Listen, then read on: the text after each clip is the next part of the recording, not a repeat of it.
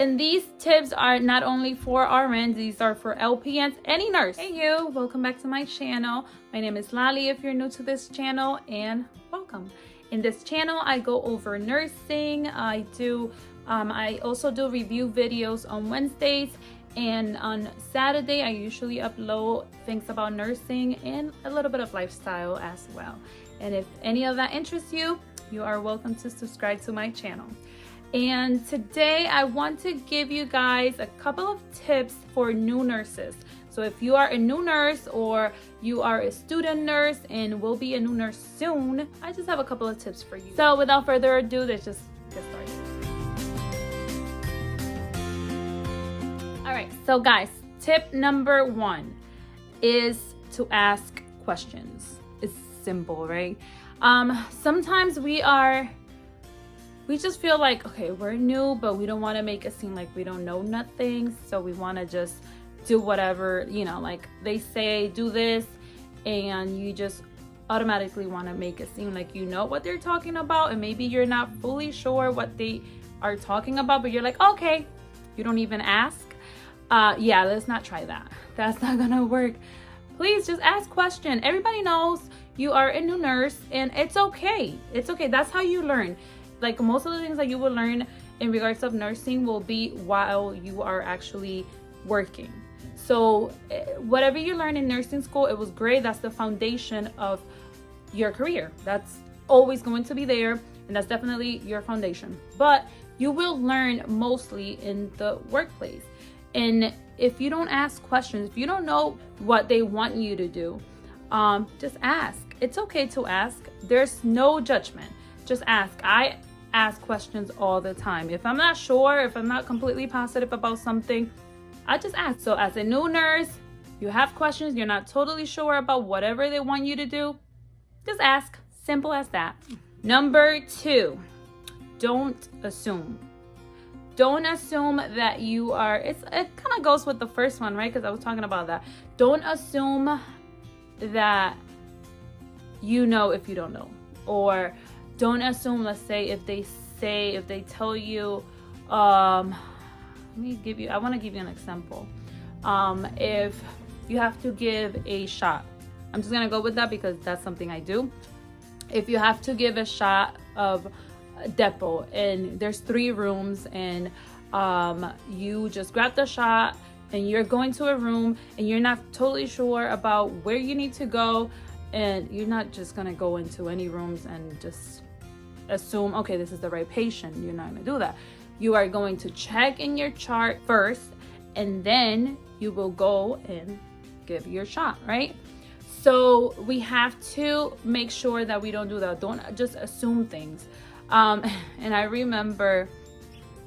always remember this because I remember when I was in LPN school, one of our instructors told us that don't ever assume. And then she wrote the word assume.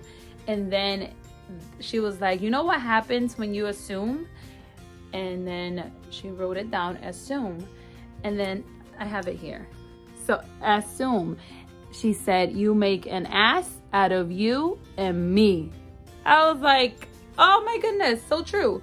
If you're just assuming, you don't know, you're just making a fool out of yourself if you are just assuming and then it's wrong. And so we don't assume. If we are not sure, we ask questions and we make sure that we are totally sure before we give a medication or before we start an IV or before we do anything. We have to make sure. We just don't assume, we make sure. Tip number 3, if you do a blood pressure and the blood pressure is high, I will recommend for you to retake it. Always retake a blood pressure if it is high or low. Like if it's really low, you will always retake it. The patient comes into your clinic and the patient is fine and the blood pressure is super elevated. The patient tells you that they don't have high blood pressure, or if they do have like high blood pressure, I would still retake it. Sometimes the patient may be talking, or the way they are positioned at that moment is not the right position. So we want them to be legs on the floor, the arm elevated, in, like in a straight position. and then you do the blood pressure. So every time I have a high blood pressure, I always retake the blood pressure. Sometimes the blood pressure is better, sometimes it's about the same. The patient, if it is about the same, then the patient most likely has high blood pressure. They will let you know, oh yes, I do have a high blood pressure, I didn't take my medications this morning. Then that gives you the reason why the blood pressure is high. And the reason we do this is because we want to make sure that you are assessing the patient and you are reassessing. So if you have just one high blood pressure, you document your high blood pressure and that was it. That was the end of it. You didn't assess or reassess that high blood pressure. So we want to show that we did. So you are able to document blood pressure was high, reassessed in 5 minutes, the blood pressure was this, or whatever the case may be. But I would recommend for you to do that. Every time there's a reading of a high blood pressure, I would always do a second blood pressure. Number 4, this is in regards of labeling and making sure that it is the correct patient. So I would always make sure that the label, if you are doing, let's say we're collecting a specimen, I don't know, a urine culture, and you have to handwrite your label, or even if you have to print it out, whatever the case may be, you have your label with the patient's name, last name, the patient's date of birth, maybe the date of the collection, whatever you need to add to the label. You always make sure that is the correct patient and that is the correct order, because you will have your requisition, the order, the label, the specimen. Always, always, always double, triple, quadruple, whatever, check that they all match. So I think as a new nurse, sometimes this might be a little hard, or you might just be rushing things. No, it doesn't matter if you're in a rush at that moment. Please make sure that you are looking at the label, you are looking at the requisition, they match. This is the patient specimen. Everything matches before it's sent to the lab. So that it's another tip that I have for you guys. Tip number 5, and I only have 7 tips for you, okay? So tip number 5, this might seem harsh, but mind your own business. I know, I'm sorry, but we have to mind our own business. Like, working in healthcare, you are going to hear a lot of things, a lot. Like, there's always going to be drama. Drama is everywhere. It's everywhere. So you might hear all this drama around you, or you might hear this one and that one and whatever. Just mind your own business. Like me, I literally just mind my own business. Like I really can hear this and that, and I'm like, okay, I can hear everything and I know what's going on. I don't want to get involved in that. Just try as much as you can, try to not get involved in whatever the case may be. You do not want to get involved in that. So just mind your own business. I go to work, I do my job, I try to do the best job that I can do with my capabilities. Whatever I can do, I do, and then I go home. That's it. That's the end of that. So as a nurse, I would recommend for you to just mind your own business. That's what I do, and it's working. So far, it's been working. So just try to mind your own business and do whatever you have to do, and go home and repeat. That's a cycle of working. Number 6, I would recommend for you to have a notepad. So if you're starting a completely new job, I do have it looks something like this, actually, the one that I have. It's at work. I keep it there because sometimes there's certain things that I still can't like remember, or like I don't do it as often.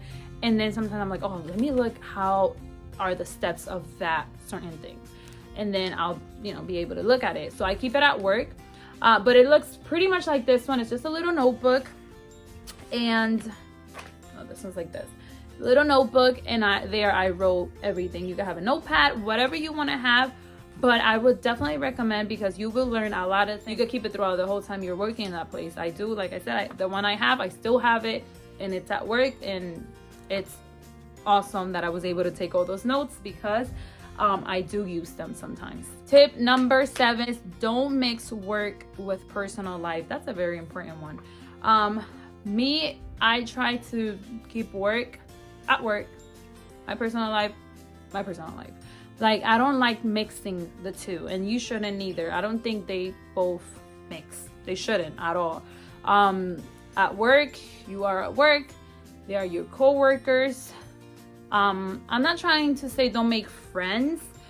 Make friends, but make sure that you understand they are your co-workers. You have a professional relationship with them, and your personal life is your personal life. I don't really like bringing my personal life to work, so some people know me, but they don't know my whole, like, my personal life is private. That's my personal life. Yes, I do know that I have kids and things like that, and that I'm married, but I don't like to mix the two. So I would recommend for you to do the same. I'm not saying, like I said, I'm not saying don't make friends, or I'm not saying don't tell anybody about your life. No, that's different. I'm just saying, like, if you're having any personal issues or any problems in your personal life, don't bring it to work. And the same with work. If you're having any issues with work, don't bring it home, because sometimes that could affect your personal life, your home, your marriage, your kids, like whatever you know the case may be. Bringing all this stress that you might have at work will definitely affect your